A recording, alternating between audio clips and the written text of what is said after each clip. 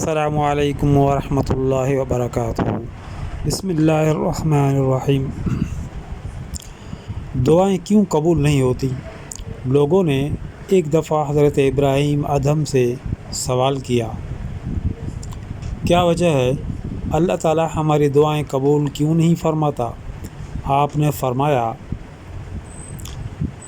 تم خدا کو جانتے ہو مگر اس کی اطاعت نہیں کرتے، رسول اللہ کو پہچانتے ہو مگر اس کی پیروی نہیں کرتے، قرآن کریم پڑھتے ہو مگر اس پر عمل نہیں کرتے، اللہ تعالیٰ کی نعمت کھاتے ہو مگر شکر ادا نہیں کرتے،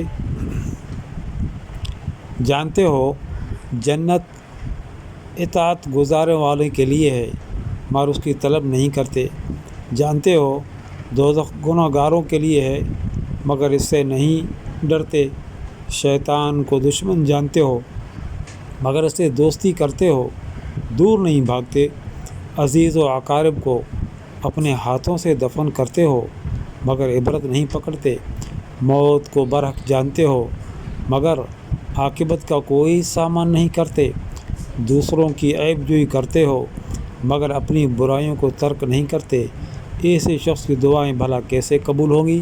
میرے دوستو، اللہ اور اللہ کے رسول کو نہ چھوڑیں۔ اللہ پاک ہمیں جنت الفردوس میں جگہ عطا فرمائے۔ میرے بھائی، اس چینل کو سبسکرائب کریں، لائک کریں، اپنا خیال رکھیں، ہمیں دعا میں یاد رکھیں۔ جزاکم اللہ خیر۔